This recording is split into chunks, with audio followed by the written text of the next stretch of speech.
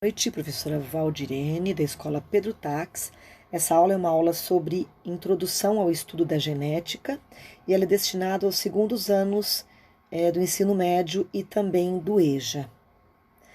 Na verdade, nós já estávamos falando em genética desde quando a gente começa a estudar o núcleo celular. Então, na aula passada, nós falamos sobre a divisão celular e a meiose. Então, ali, na verdade, nós já estávamos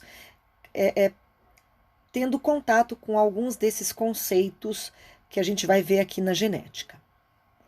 Bom, essa imagem aqui, onde tem o rosto de várias pessoas, a gente pode analisar aqui que cada uma delas tem características diferentes. Então, é o tipo de cabelo, é a cor da pele, a textura da pele, a textura do cabelo, o formato do rosto, o formato da sobrancelha, do nariz, orelhas, boca, altura, ou seja, cada característica do nosso corpo, externa e interna, está contida no nosso material genético, que é o nosso DNA. Vamos falar um pouco sobre a história desses estudos e dessas descobertas. É claro que seriam várias aulas falando sobre isso, mas eu vou tentar fazer um bom resumo aqui. E também vai ter um vídeo também falando um pouco do que eu estou dizendo aqui e um pouquinho mais. Vamos começar falando de Aristóteles, né? O Aristóteles foi um filósofo grego, que eu acredito que vocês já devem ter escutado falar dele. E ele viveu mais ou menos ali 384 a 322 a.C. E o Aristóteles, ele dava pitaco, em várias áreas das ciências naturais, biológicas, filosofia. Então, ele tentava explicar um grande número de situações. E uma das situações era essa da transmissão dessas características, Como funcionava isso? E o Aristóteles, nessa época, ele já usava a palavra sêmen, ele acreditava que lá nos testículos tinha alguma coisa que era responsabilidade pela formação de um novo ser. Então, para ele, lá nos testículos, já se tinha a ideia de como seria esse ser. Então, para ele, esse sêmen já continha lá dentro dele um ser pequenininho, E esse ser, ele seria desenvolvido no decorrer da gestação. Para muitas pessoas da época, acreditava-se que o homem depositava todo esse material genético, ou seja, um bebezinho praticamente pronto dentro da barriga da mãe, e aí a mãe serviria aí como uma incubadora, tá? Isso foi muito defendido por um outro cientista que viveu um pouco depois, veio um pouco depois de Aristóteles, que é o Hipócrates. Ele foi o primeiro aí a propor uma teoria que foi chamada como pangênese. A gente vai falar daqui a pouco dela novamente, que ela foi aceita até o século XIX. Só que ele dizia o seguinte, que todas as partes do organismo produziam partículas, que ele denominava de gêmulas. E essas gêmulas, elas eram, durante a reprodução, elas eram passadas para os seus descendentes, tá? Só que aí, nessas gêmulas, para muitos, eles acreditavam que já tinha um ser formado ali dentro. Então, esse ser, ele só seria depositado dentro da barriga da mãe e formaria o bebê. Então, o John Leuwenhoek, é difícil falar, 1675, então olha só, desde 380 a.C. até aqui, tinham essas duas discussões aí de como poderiam ser essas transmissões das características. E ele, não sei se vocês vão lembrar lá da aula do microscópio, ele observou sêmens de vários animais. E ele percebeu ali, ele observou o espermatozoide, Então ele achava que ali era a partícula geradora, só que para muitos era o homem que tinha essa partícula geradora. E ele passava isso para a mulher, tá bom? E a mulher iria desenvolver este ser que estava lá dentro do espermatozoide. E daí vem também aquela questão que se durou por muito tempo aí na antiguidade, de que os filhos eram do homem. A mulher, por muito tempo, ela não tinha uma participação efetiva. Então é como se o filho fosse somente do homem. E muitos achavam isso muito estranho, né? Porque como é que o filho tinha características da mãe também, né? Então, essas descobertas científicas e esses filósofos que tentavam explicar como isso acontecia, era uma coisa muito doida, né? Porque eles não tinham uma base científica, descoberta científica para poder confirmar aquilo que eles achavam, tá bom? E aí essa teoria da epigênese, né, que ela vem aí de 1792 até 1876 com John Bower, dizia que os órgãos e componentes do corpo são formados ao longo do desenvolvimento embrionário, até aí tudo bem, e não sendo encontrados no interior do gameta. Então aqui é que começou a falar, a achar que não era o gameta ali masculino, ele não tinha um bebezinho pronto. Não, aqui já tinha uma outra noção do gameta masculino, do gameta feminino, e ali sim, depois que isso se juntava na fecundação, começava a desenvolver o bebê. Então, a partir daqui, a ciência começou a tomar um rumo que a gente conhece mais, que a gente conhece hoje, né? Que a gente tem como ciência hoje. Mas é importante conhecer o que se pensava antigamente, né? Porque não é de uma hora para outra. Bom, aí a gente vai falar de um cara maravilhoso que vocês vão estudar no terceiro ano, que é o Charles Darwin. Charles Darwin, ele elaborou a teoria da evolução, só que ele não tinha nenhum conhecimento em genética. E a teoria aceita na época que o Darwin escreveu o livro dele foi quando a pangênese estava como mais aceita. E ele acabou até citando no livro dele a pangênese, né, que dizia que os componentes e os órgãos produziam essas gêmulas e elas eram carregadas pelo sangue e levadas até as gônadas. As gônadas seriam lá os testículos e os óvulos, no caso das mulheres, tá? E aí elas ficavam armazenadas no interior do gameta. Isso não está totalmente errado, tá? Não é um pensamento totalmente errado, mas faltava muita coisa aqui, tá? Bom, aí tem também a teoria da herança ancestral do Galton, onde ele já começou a ter uma noção um pouco mais próxima do que a gente tem hoje na genética, né? Então, por exemplo, se o coelho branco cruzasse com o coelho preto, essas características elas eram transmitidas para ele através do sangue. Então ele achava que o sangue misturava, né? E ao longo das gerações, essa diluição que acontecia no sangue poderia ter proporções diferentes, né? Então poderiam misturar, né? Sairia um coelho misturado aqui, né? Porque se observava isso, às vezes cruzava um coelho branco com um coelho preto, o que ia sair? Um coelho branco e preto? Às vezes não.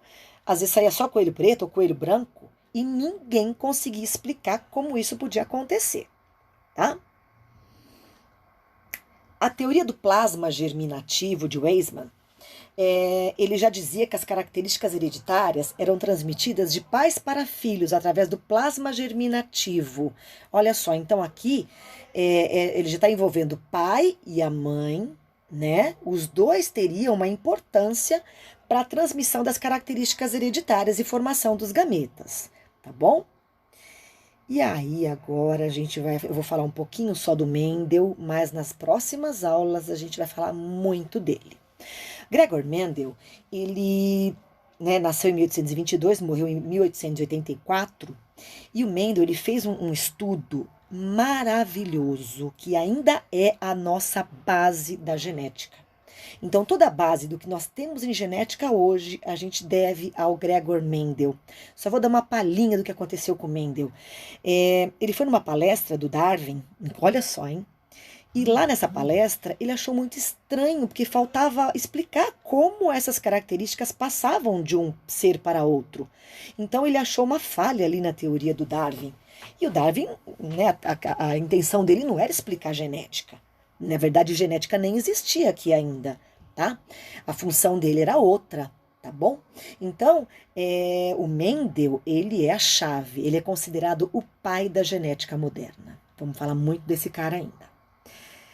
E aí agora a gente tem outras, né, teorias da teoria cromossômica da herança, que veio aí no século XX, com a observação e descrição dos cromossomos, da mitose, a descoberta, né, de como acontece isso. Então, a utilização do microscópio foi extremamente fundamental para que essas descobertas viessem aí à tona. Então, em 1902, aí, Bover e Sutton estudaram o comportamento dos cromossomos, né? E isso tudo ali, utilizando ali os dados do Mendel, né? O que o Mendel propôs. Em 1910, os trabalhos de Morgan com as moscas das drosófilas, ele descobriu o gene, né? Então, onde estavam localizados esses genes, que o Mendel não fez isso. A gente vai discutir isso também. Tá bom? Então aqui eu falei de algumas peças chaves aqui da nossa genética. A genética moderna, a gente vai conversar sobre ela também, né? Quais são esses rumos aí que a genética moderna tem para nós. Bom, agora vamos ver alguns conceitos em genética. Quando Mendel fez o estudo dele, ele ficava muito intrigado, né? Porque se os filhos são uma mistura do pai e da mãe, por que o filho não nascia careca, por exemplo? Né? O que acontecia? Como é que essa característica era passada para o filho? Então, Mendel ele conseguiu explicar tudo isso no seu estudo. E hoje nós temos vários conceitos que nós usamos hoje, que são ali de mais de 100 anos, quando Mendel fez isso sem microscópio. Isso que é o mais interessante. Então, o que é a genética? A genética é uma área da biologia que estuda a hereditariedade, ou seja, quais são os mecanismos envolvidos na transmissão das características. O núcleo, vai ter um vídeo sobre o núcleo que vocês vão ver, mas nós já estamos falando sobre o núcleo. Lá no núcleo da célula, nós temos os cromossomos. A espécie humana, ela possui 46 cromossomos. 23 cromossomos vêm do pai e 23 cromossomos da mãe. Isso quando acontece lá a fecundação, né? Quando tem o tchutchuzinho básico ali, espermatozoide penetra o óvulo, você vai ter uma célula com 46 cromossomos. 23 do pai e 23 da mãe. Isso vai fazer uma mistura e gerar um novo ser. Depois a gente vai falar mais como são essas características que vão aparecer. Então, o que é o DNA? O DNA é um fragmento lá que está lá dentro do cromossomo. O DNA está enroladinho dentro do nosso cromossomo. E dentro do DNA existem centenas, milhares de genes. E o que é o gene? O gene, ele tem as proteínas que vão codificar as nossas características. Então, olha só, aqui tem um exemplo de 2 cromossomos. E aqui, por exemplo, um cromossomo veio do pai e um cromossomo veio da mãe. O pai, ele vai doar, né? Então, nesse ser que vai nascer, ele vai ter um cromossomo que o pai deu para a cor dos olhos e um cromossomo que a mãe deu. De repente, esse cromossomo que o pai deu aí, ele vai levar a característica de olhos castanho escuro. E a mãe, de repente, ela vai passar um gene de olhos claros. Como é que vai nascer essa criança? O que vai acontecer ali? Isso a gente vai ver mais tarde. Mesma coisa com o grupo sanguíneo, de cor do cabelo. Ué, se o pai é loiro e a mãe é morena, o filho vai ter uma mistura? Às vezes não, né? Às vezes o filho é loiro, às vezes o filho é moreno. Como que isso acontece? Isso a gente vai estudar mais para frente também. Então, por enquanto, é entender essas estruturas, tá? Os genes, então, eles têm essas características. E lembrar sempre que um gene a gente recebe da mãe e o outro gene vem do pai. Aqui do lado direito, nós temos um modelinho de um cariótipo. A gente vai falar muito sobre isso. O que é esse cariótipo? Aqui ele traz todos os cromossomos. Tem 46 cromossomos aqui. Então, esse 1 é o primeiro cromossomo. Um do pai e um da mãe.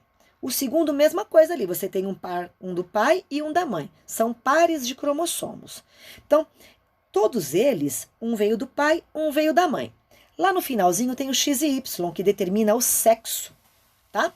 Aqui no caso, analisando esse cariótipo, a gente tem uma menina, né? Ou melhor, a gente tem aqui um menino, é XY. O X, ele determina o sexo feminino e o Y, o sexo masculino. Então, aqui a gente tem um XY. Então, aqui a gente tem um homem normal, sem nenhuma mutação, sem nenhuma alteração cromossômica que a gente vai estudar mais pra frente, tá? Então, esse cariótipo é de um menino. Vamos lá.